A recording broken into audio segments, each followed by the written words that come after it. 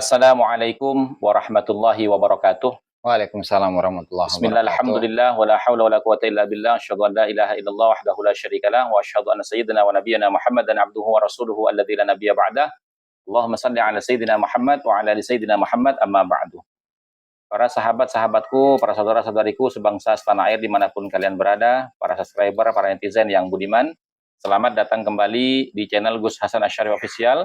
Semoga kita selalu dalam keadaan sehat, jasmani dan rohani kita, dimudahkan segala urusan kita, dilancarkan rezeki kita, dan diberkahi hidup kita fid dunya wad dunya wal akhirah. Amin Allahumma amin. Amin. Pada kesempatan video kali ini, alhamdulillah saya bisa melakukan wawancara ya dengan Gus Aziz Jazuli. Ya, Insya Allah semua teman-teman itu sangat kenal dengan beliau ya, karena beliau ini langsung naik dan booming terkenal setelah debat Banten. Mungkin disapa dulu Gus, netizen Gus. Siap. Salam untuk sahabat-sahabat dimanapun Anda berada ya. Alhamdulillah pada hari ini saya kedatangan tamu yang luar biasa. Saudara saya ini dari Madura dan domisilinya di Bekasi. Kira-kira nih apa Gus yang ingin ditanyakan ke saya? Ya. Saya jadi nervous ini benar. Jadi ngak-ngakan saya itu. Ya, tetap tentang seputar polemik nasab. Boleh. Yang selama ini masih menjadi perdebatan yang sepertinya membingungkan bagi para netizen, para pemirsa yang mendengarkan setiap konten-konten dari kreator yang mengangkat tentang isu polemik nasab ini. Oh, gitu Gus ya. Yang pertama, ya Gus. Jangan sulit-sulit Gus kalau nanya nanti saya mah. Tenang. Ini masalah gini Gus, jadi ya. Jadi banyak teman-teman itu ya, terutama dari para konten kreator yang pro dengan klan Ba'alawi ya, itu menyaksikan teori ilmu nasab tentang syarat adanya kitab sezaman untuk mengisbat nasab yang jauh. Oh, gitu ya. Gitu. Nah, itu kira-kira bagaimana menurut ya, siap. Alhamdulillah salatu wassalamu ala Rasulillah amma ba'du. Jadi sebenarnya pertanyaan ini juga harus disodorkan kepada RA. Karena RA pun juga mensyaratkan kitab sezaman. Sebenarnya ini, cuman mereka kan ngeles ke kanan ke kiri sehingga lebih menuntut keiman. Siapa ulama nasab yang mensyaratkan kitab sezaman? Itu syarat yang dibikin-bikin keimat. Ya, banyak seperti itu ya, Mas. Ya, banyak seperti itu. Oke, dalam kesempatan kali ini dan sebenarnya persoalan ini sudah berulang kali saya uraikan ya dalam video-video saya. Dan tadi juga sudah saya bikin itu video tentang penungguan saya atau penantian saya untuk menunggu bom nuklirnya Ustadz siapa namanya? Abu Qurtubi Jailani. Itu sudah saya sebutkan di sana dan nggak masalah kita ulang lagi persoalan ini. Dimana saya mengambil sebenarnya banyak ya kitab-kitab panduan ilmu nasab yang membahas tentang kitab sezaman. Nah, hanya saja ada yang menyebutkannya secara secara jelas dan ada yang menyebutkannya secara global gitu ya. Besarnya aja ya. Tersirat. Tersirat apa tersirat itu? Iya. Nah, secara gitu ya. tersirat. Di antaranya kitab Muqaddimat fi Ilmin Nasab karya dari Al-Bahith, seorang peneliti. Peneliti ini peneliti. Al-Mutakhassis yang spesialis fil ansab dalam ilmu nasab. Jadi beliau ini memang berspesialisasi dalam ilmu nasab ya. Berarti an-nasabah gitu ya. An-nasabah kalau bahasa kerennya gitu lah ya. Cuman karena beliau tawadhu ya hanya menyebutkan dirinya sebagai seorang bahis. Ya, artinya ahli nasab beliau ini. Betul. Dan kitab ini ditulis pada tahun 2000. Dan juga kitab ini merupakan salah satu dari referensi dari kitab Rasail fil Ilmin Nasab karya dari Syekh Husain Haidar Al-Hashimi. Langsung saja silahkan Anda buka di halaman 60 berapa itu? Saya lupa aja tuh. 62 mengenai kehujahan kitab-kitab nasab. Ya. Ini yang mengenai kitab sezaman ya Gus ya? Tuh. Oke. Jadi memang di kalangan para ulama itu memiliki dua metode dalam pengisbatan nasab. Yang satunya adalah kitab sezaman. Kemudian yang artinya ketika satu nama itu tidak disebutkan oleh ulama-ulama terdahulu, ya maka bagaimana sikap dari seorang nasabah di situ ada dua cara. Yang pertama yaitu golongan yang mengatakan bahwa apa yang tidak disebutkan oleh ulama-ulama terdahulu maka ditolak. Nah, secara secara umum lah, atau bahkan keseluruhan itu akan ditolak. Itu satu. Kemudian yang kedua, nggak ditolak.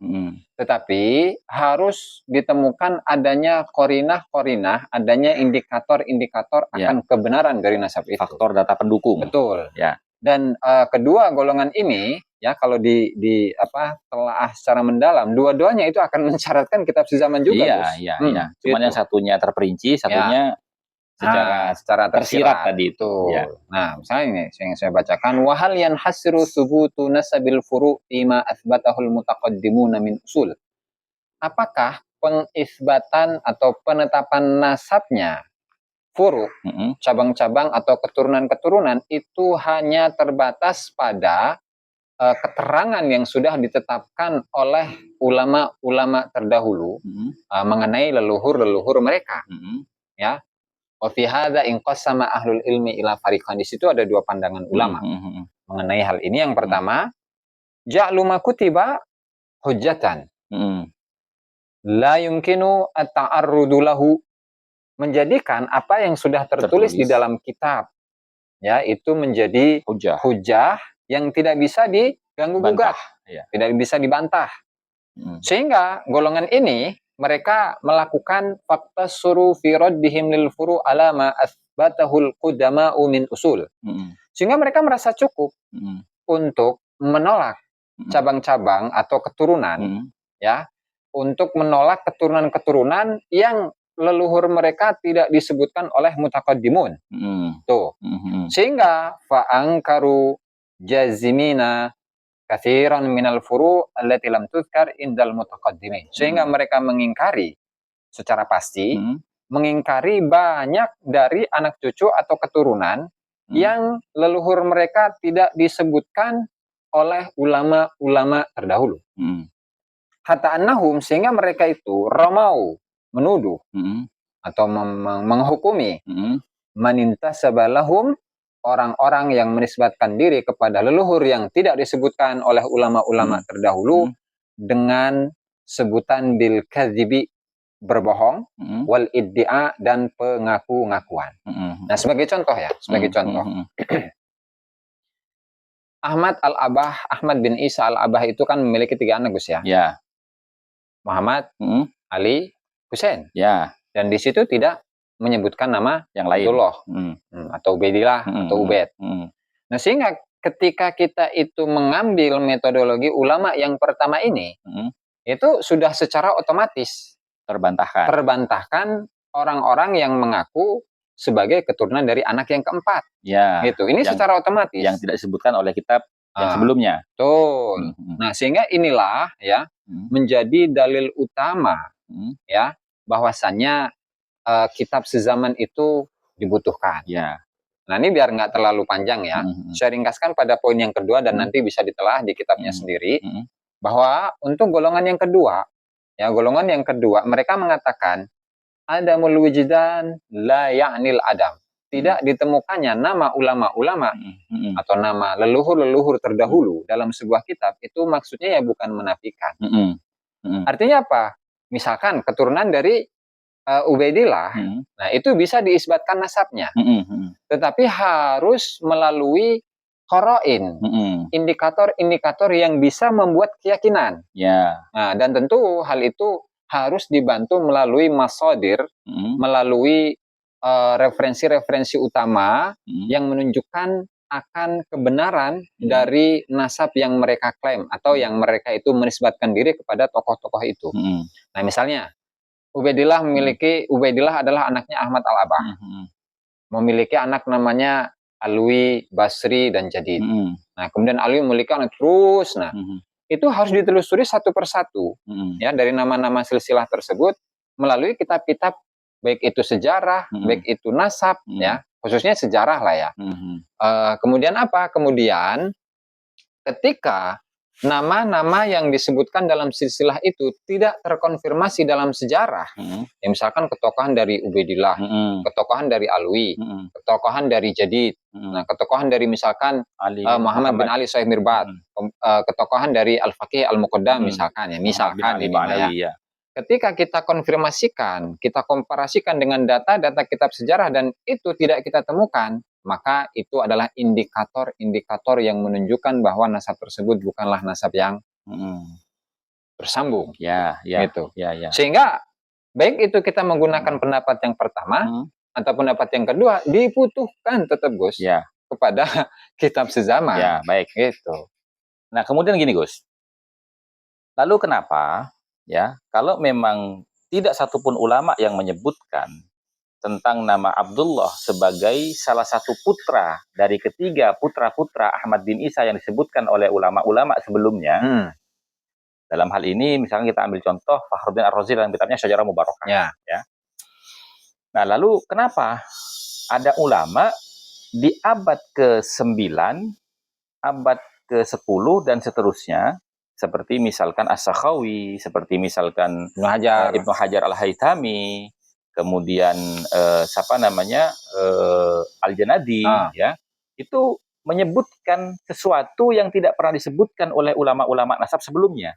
Gitu. Nah, itu untuk kasus Al-Janadi, karena Al-Janadi ini wafat pada tahun 732 Hijriah ya. Dan ketika melihat sumber kitab As-Suluk fi Tabaqatil Ulama Al-Muluk, itu kan memang ada beberapa sumber-sumber inti dari kitab As-Suluk. Ya. Sebelum mengarah ke inti pertanyaannya. Sumbernya itu satu, Tabaqat Fuqaha al-Yaman Ibnu Samurah. Dan itu selesai pada tahun 580-an ya.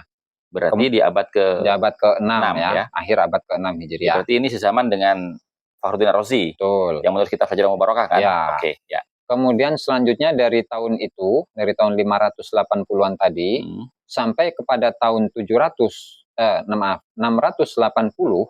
itu menggunakan kitab Ibnu Khallikan, Wafayatul A'yan itu, karya Imam Ibnu Khallikan.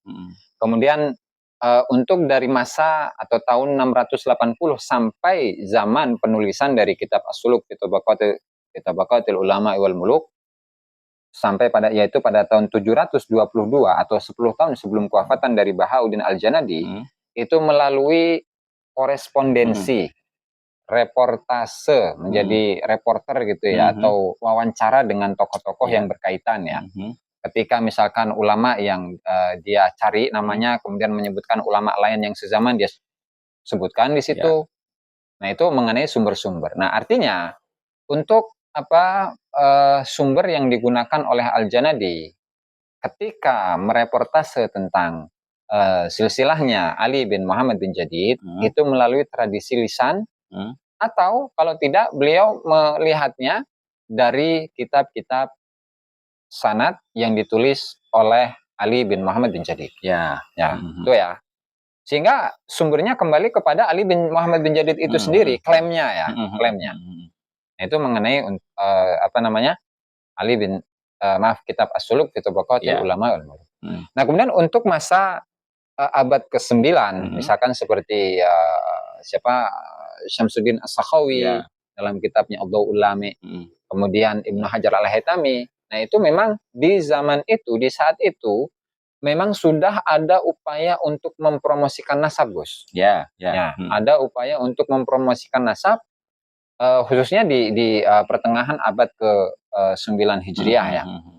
Baik itu Ali bin Abu Bakar As-Sakron, baik itu Abu Bakar bin Abdullah Al-Idrus ya, melalui kitab-kitabnya dia sebarkan, dia kirim muridnya dan seterusnya.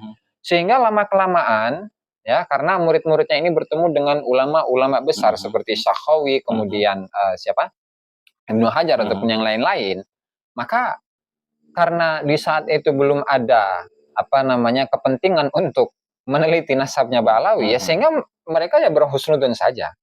Sehingga Ibnu Hajar ya hanya mengutip, mengutip dari kitab Al-Juz'ul Latif fi Tahkim Syarih. Nggak hanya mengutip. Nah, saya tegaskan itu hanya mengutip, Gus.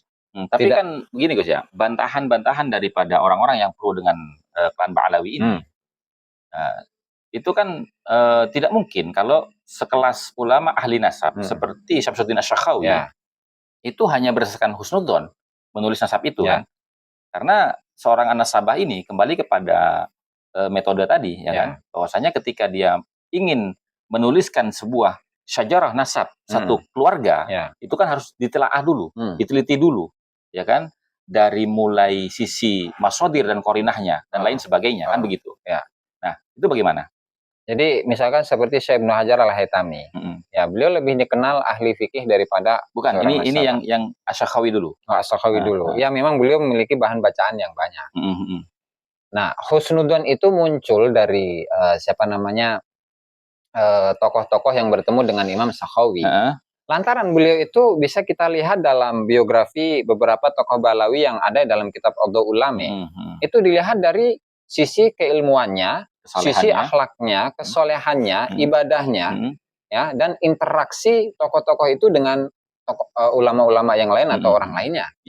Sehingga apa? Ketika tokoh dari Ba'alawi itu mengklaim bahwa dirinya adalah dzurriyyah Rasulullah Shallallahu Alaihi Wasallam, tidak ada unsur kecurigaan di situ, Gus. Betul. Sehingga untuk apa? Untuk apa saya itu meneliti atau mencurigai seseorang yang akhlaknya seperti itu, meskipun dia mengklaim dirinya sebagai dzurriyyah Rasulullah Shallallahu Alaihi Wasallam? Oh, ini berarti sejalan dengan apa yang disampaikan Kiai Imad pada awal videonya beliau. Oh, gitu ya? Saya belum nyimak malah, Gus. Oh iya kan, awalnya kan Kiai Imad itu video pertama nih yang booming tentang masalah polemik nasab ini, yang berangkat dari tesis beliau. Itu kan ketika beliau menghadiri acara Haul Syekh Abdul Qadir Al-Jailani, ya, di Tiga Raksa kalau nggak salah itu, di MWCNU dan PAC Ansor itu. Nah, itu kan beliau mengatakan bahwasanya kalau ada orang yang mengaku keturunan Nabi Muhammad, kemudian dia berperilaku baik, ya, kemudian orangnya soleh, dan mengajak kepada kebaikan, mengajarkan orang kepada syariatnya Rasulullah, maka kita tidak permasalahkan itu.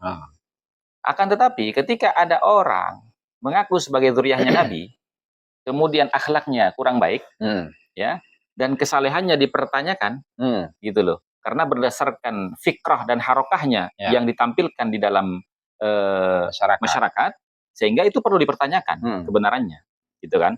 Nah, artinya Asy-Sakhawi, masa hidup Asy-Sakhawi ketika mencatat nasabnya klan Ba'alawi, ya, itu husnudzonnya memiliki unsur yang positif, gitu. Sementara zaman sekarang ini, ya, kita melihat orang-orang yang mengaku sebagai dzurriyyahnya Nabi itu, di mana mereka menggiring umat, ya kan, untuk menebar kebencian kepada satu kelompok yang mungkin mereka anggap tidak sejalan dengan fikrah dan harokahnya, maka ini perlu dipertanyakan keabsahannya, begitu mungkin ya. Oke. Nah, kemudian yang Ibnu Hajar ini. Kalau Ibnu Hajar, di situ kan beliau menyusun sebuah kitab yang namanya Sabtul Masyayikh. Ya. Dan itu ditahqiq oleh guru saya itu, Dr. Amjad Rashid itu dari Yordania. Di mana dalam kitab tersebut Syekh Ibnu Hajar Al-Haytami itu mengumpulkan berapa banyak atau beberapa sumber-sumber yang menjadi rujukan beliau, diantaranya beberapa aspek dari masyayikh. Jadi tidak hanya Abu Bakar bin Abdullah Al-Idrus, tetapi diantaranya adalah Syekhul Islam Zakaria Al-Ansari, kemudian guru-gurunya siapa aja sih? Syihabuddin Ar-Romli, Ahmad bin Hamzah Ar-Romli, dan lain sebagainya lah. Yang diantaranya itu ada Abu Bakar bin Abdullah Al-Idrus. Nah, kemudian lantaran beliau itu bertemu dengan salah satu murid dari Abu Bakar bin Abdullah Al-Idrus. Dan beliau mendapatkan. Berarti beliau tidak bertemu langsung dengan. Tidak langsung bertemu. Jadi yang ditemui oleh Ibnu Hajar Al-Haytami itu adalah muridnya. Dan ketika kita komparasikan antara kitab Al-Juz'ul Latif fi Tahkim Syarif dengan redaksi yang ada dalam kitab Sabtul Masyayikh dari Ibnu Hajar, itu 11-12, Gus. Persis. Mulai dari Thariqah Qadiriyah, Suhrawardiyah, Syadiliyah, Rifaiyah, dan seterusnya. Persis. Persis itu. Nggak ada perbedaan sama sekali dari sisi nama-namanya ya.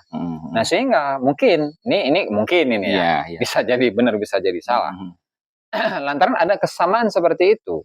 Dan terlebih lagi ketika Al-Juz'ul Latif itu di akhir bagian dari kitabnya itu menyebutkan sanad khirqah, sanad ilbasul khirqah, dan di situ menyebutkan silsilahnya itu bersambung dari anak ke bapak, ke bapaknya sampai ke Rasulullah Shallallahu Alaihi Wasallam. Nah, sehingga itu kelihatan sanad yang luar biasa kan, hebat. Dan beliau sangat jarang sekali menemukan sanad yang model seperti itu. Sehingga lantaran ada ketertarikan Imam Ibnu Hajar Al-Haytami dengan sanad yang seperti itu, dicantumkanlah dalam sahabat khirqah itu. Dalam sanad khirqah itu dicantumkan dalam Sabtul Masyayikh. Nah, dengan redaksi yang 11-12 dengan Al-Juz'ul Latif. Nah, sehingga kemungkinan apa lagi dengan argumentasi yang seperti itu, bahwa memang Ibnu Hajar itu memang menyalin kitab sebagian isi dari kitab Al-Juz'ul Latif ke dalam kitab beliau. Lantaran gini Gus, dalam biasanya metodologi yang biasa digunakan oleh para ulama dalam menyusun kitab sahabatnya, itu beliau misalkan mendapatkan sahabat dari Syekhul Islam Zakir Al-Ansari. Maka untuk sanad versi fikih, versi hadis, versi tafsir, tasawuf dan lain sebagainya, itu disalin dari kitab itu. Artinya mengikuti. Betul, mengikuti. Begitu juga dengan kitab Al-Juz'ul Latif fi Tahkim Syarif karya dari Abu Bakar bin Abdullah Al-Idrus, itu pun sama.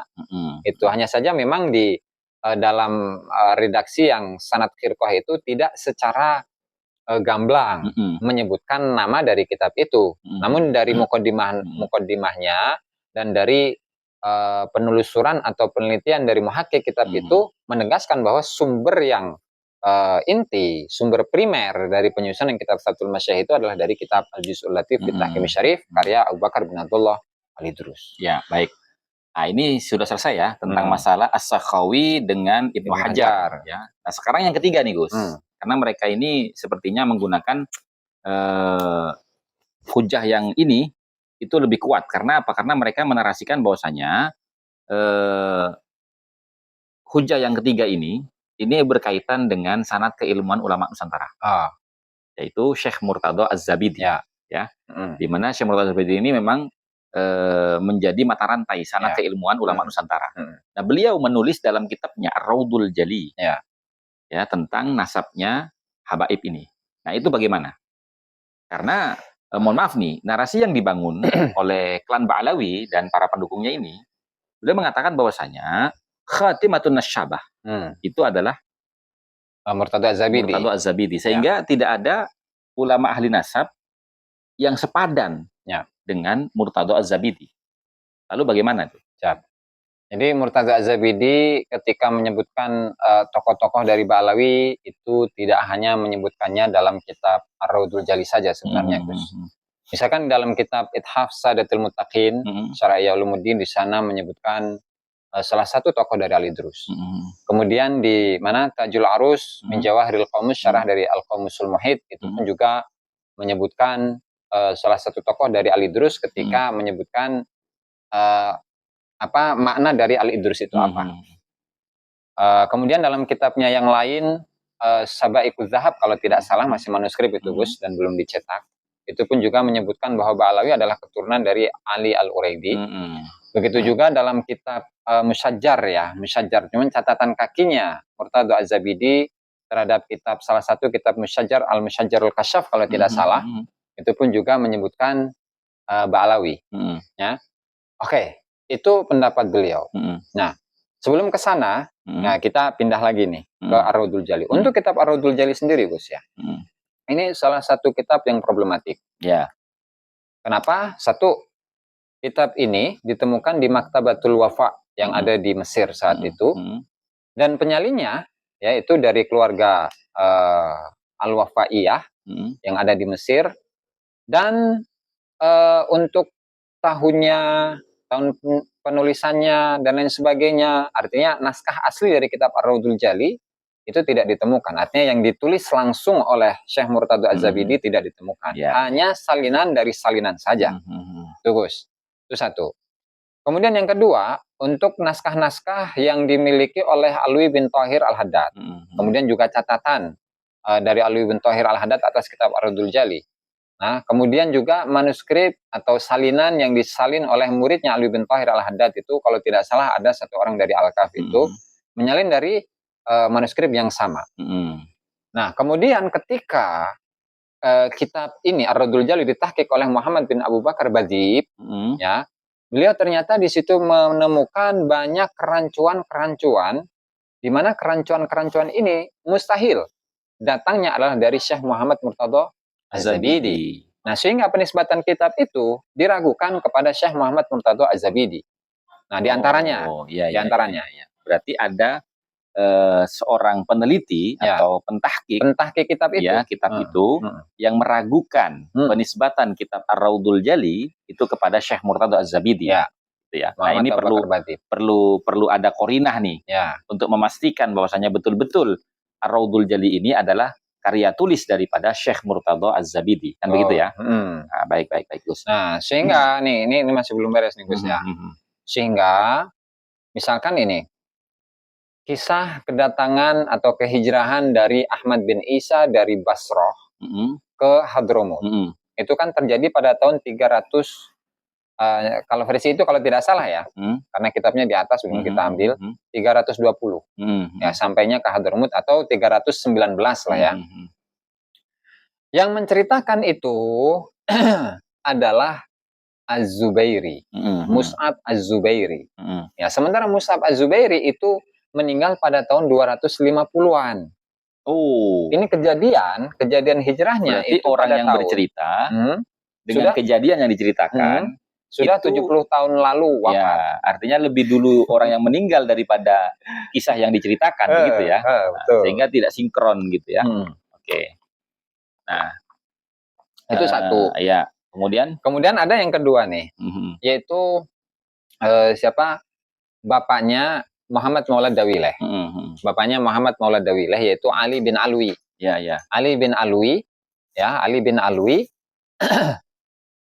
atau bapaknya Muhammad Maulad Dawileh itu katanya bersurat-suratan kepada Syekh Al-Azwarqani yang merupakan murid sekaligus guru dari Fakhruddin Ar-Razi. Dalam itu pernah disebutkan sama Gus Rumel Abbas kan?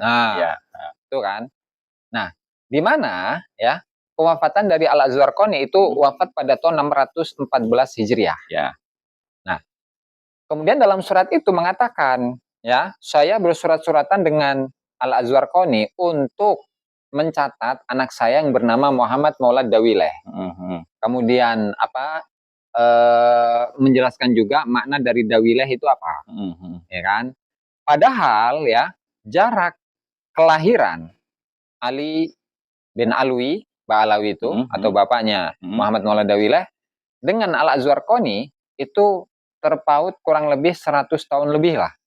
Atau 99 tahunan. Itu kejadiannya sama kan? Betul. Dengan yang tadi awal itu. Sehingga mustahil terjadi surat-suratan antara seseorang yang dengan seseorang yang sudah meninggal sebelumnya 100 tahun. Karena ilmu nasab ini harus jelas ya, betul. Data sejarah dan fakta sejarahnya kan, tidak boleh ini. Ini kan namanya keramatan aulia, nggak bisa begitu kan? Bisa. Sehingga ini baru 2 hal dan masih banyak lagi yang bisa ditelah di muqaddimah tahqiq dari Muhammad bin Abu Bakar Batib yang mentahqiq kitab Ar-Raudul Jali yang cetakan Darul Minhaj atau Darul Dia itu ya. Nah, sehingga dari bukti-bukti yang ada, nah kita bisa memastikan bahwa Ar-Raudul Jali itu bukanlah karya dari Muhammad Murtadha Az-Zabidi. Ya, meskipun dalam nasab kitab-kitab beliau yang lain itu mengisbatkan Ba'alawi sebagai dzurriyah yang bersambung kepada Rasulullah Shallallahu Alaihi Wasallam. Nah, kita kembalikan kepada Fuad ibn Abil Ghais dalam kitabnya Usul Ilmin Nasab. Ya, wal mufadalah bainal ansab. Nah, di mana meskipun ketika seorang yang ahli nasab bergelar khotimatul muhaqqiqin, khotimatun nasabin, ya, ketika beliau itu menyebutkan satu statement tentang keluarga tertentu, itu masih membuka ruang untuk penelitian, Gus. Dikritisi. Ya, betul. Untuk dikritisi. Kenapa? Karena sebagaimana dalam kitab ini, dalam kitab Muqaddimat fi Ilmin Nasab itu, di mana seorang peneliti itu merupakan ruknun min arkani hadzal ilm, merupakan pokok dari pokok-pokok yang ada dalam ilmu ini. Nah, sehingga pengkajian, penelitian itu akan selalu terbuka sampai kapanpun. Karena ilmu nasab itu bukan seperti ilmu kita, seperti ilmu tauhid. Kita harus percaya kepada Allah, Allah Maha Esa gitu. Nggak seperti bukti. Itu, Gus. Nggak perlu bukti kalau bisa dilihat atau apa ya. Kan tauhid kan doktrin, Gus. Sementara nasab adalah pengetahuan mengenai sejarah. Gitu, Gus. Betul. Nah, kemudian gini Gus, ini yang terakhir ya, yang terakhir ini karena ini sudah menjelang maghrib gitu kan. Yang terakhir begini Gus, ketika di debat Banten, ya itu kan mempertanyakan tentang sanad daripada Abdullah yang diklaim oleh klan Ba'alawi sebagai salah satu putra daripada Ahmad bin Isa. Yang menurut penelitian Kiai Imad, ya kemungkinan ada penambahan putra daripada Ahmad bin Isa yang disebutkan oleh Fakhruddin Ar-Razi dalam kitabnya Syajarah Mubarakah itu 3 orang, itu sudah tertutup. Karena menggunakan sigot hasar. Talata itu. Ya. Lalu Ustadz Wafi di situ kan bertanya, ya, kalau memang kalian mempertanyakan sanadnya Abdullah atau Ubaidillah sebagai putra dari Ahmad bin Isa, lalu saya akan kembali bertanya juga, gitu loh. Dari mana sanadnya? Fakhruddin Ar-Razi dalam kitabnya Asy-Syajarah Al-Mubarakah itu menyatakan bahwasanya Husain dan Ali itu adalah salah satu putra di antara putra-putranya Ahmad bin Isa. Ya. Sementara ulama-ulama nasab al-mutaqaddimin sebelumnya tidak ada yang menyebutkan Ali dan Husain, hanya menyebutkan Muhammad saja. Nah, itu bagaimana Gus? Itu ada 2 jawaban sebenarnya Gus ya. Untuk satu, yang pertama, ya kita nggak ada sangkut pautnya dengan Ali dan Husain. Ya. Karena itu bukan materi atau objek yang kita memang sebenarnya begitu. Satu. Kemudian yang kedua, asal-usul dari Imam Fakhruddin Ar-Razi itu ada di daerah mana? Roy. Ya. Kemudian keturunan siapa itu, Ali atau Husain tuh yang ada di Roy itu? Keturunan Muhammad. Keturunan Muhammad ya. Muhammad itu kan ada di Roy. Satu daerah nggak? Satu daerah. Satu tempat, satu daerah ya. Sehingga apa? Sehingga yang dilakukan oleh Imam Fakhruddin Ar-Razi itu adalah melakukan korespondensi, wawancara terhadap dzurriyyah keturunan dari Muhammad yang ada di Roy, yang menceritakan tentang saudara-saudaranya yang lain yang tidak direkam di dalam kitab-kitab nasab yang sebelumnya. Nah, sehingga karena ada unsur baladiyu apa istilahnya itu? Baladiyur rajul, ya, atau satu daerahnya seseorang, satu tokoh, di mana Imam Fakhruddin Ar-Razi dengan keturunannya Muhammad bin Ahmad bin Isa itu satu daerah, maka sesuai dengan keterangan yang ada dalam kitab Al-Kafil Muntakhab, nggak saya bawa itu datanya lebih dipercaya daripada informasi yang didapatkan dari orang yang ada di luar daerah Roy, gitu Gus. Sehingga apa? Sehingga kita tidak perlu, atau mau meneliti juga silahkan ya, tentang keturunan dari Muhammad, Ali dan Husain ya. Meskipun tidak disebutkan oleh ulama-ulama nasab terdahulu, ya itu nggak masalah, dan itu masih membuka ruang. Tapi karena objek kita itu bukan keturunan dari Ali dan Husain, ya, dan karena yang sekarang itu dibahas adalah Ubaidillah, maka kita fokusnya kepada itu, Ubaidillah. Ya, dan sebenarnya hal ini sudah dijelaskan oleh Kiai Haji Imaduddin sebelum debat Banten saat itu. Nah, silakan Anda baca saja itu, bagaimana statement dari Kiai Haji Imaduddin mengenai korespondensi yang dilakukan oleh Imam Fakhruddin Ar-Razi mengenai keturunan Ahmad bin Isa Al-Abah. Gitu, Gus. Berarti ini mungkin bisa diartikan bahwasanya bentuk ketidakmampuan mereka untuk menghadirkan sanad daripada pengisbatan Abdullah atau Ubaidillah sebagai salah satu putra daripada Ahmad bin Isa, sehingga mereka mengalihkan isu itu kepada yang lain. Ya, biasa ngeles lah, nggak usah. Baik. Meskipun saya dicaci maki dengan ngangan, saya serius Gus. Emang ngangan itu apa sih? Saya nggak tahu itu. Ya, terus terang saja. Bahasa ngangan itu adalah bahasa orang Madura. Madura itu. Dan itu sangat tidak sopan dan sangat kasar di forum yang sangat mulia seperti itu. Sehingga banyak ya komentar-komentar daripada para kiai, para gawagis yang menyayangkan Ustadz Wafi sampai mengatakan kalimat ngak-ngakan itu. Jangankan dibilang ngak-ngakan ya, kita disebut sebagai orang-orang yang dungu pun biasa aja sebenarnya, Bagus. Mau disebut ngak-ngakan, mau dungu, mau bodoh, mau tolol, bebas. Bebas dicaci maki udah biasa saya. Udah makanan saya sehari-hari. Iya, betul. Karena memang perjuangan untuk meluruskan kebenaran itu memang perlu penuh dengan penuh dengan kerikil-kerikil tajam yang menghalangi perjalanan itu. kalau mau dibilang muka saya udah muka tembok, gak masalah. Muka tembok udah saya. Iya. Ya baik, Gus Aziz, kira-kira cukup sampai di sini ya, karena ini sudah waktunya menjelang maghrib. Dan lampunya mudah-mudahan ya, dan lampunya juga kurang ini nih, ya. Jadi mudah-mudahan apa yang tadi kita dengarkan dari obrolan kami tentang masalah kitab sezaman, tentang masalah hujjah daripada adanya Muhammad, Ali dan Husain yang ditulis oleh Fakhruddin Razi dalam kitabnya Syajarah Mubarakah, dan juga pernyataan-pernyataan ulama-ulama an-nasabah yang menyelisihi daripada catatan-catatan yang sudah tertulis oleh ulama-ulama sebelumnya, itu sudah dijabarkan semua oleh Gus Aziz Jazuli. Nah, kira-kira demikian teman-teman ya, mudah-mudahan bermanfaat dan bisa mendatangkan kefahaman dan pencerahan kepada semua yang mendengarkan video ini. Amin. Wabillahi taufiq wal hidayah wal afu minkum. Assalamualaikum warahmatullahi wabarakatuh. Waalaikumsalam warahmatullahi wabarakatuh. Siap.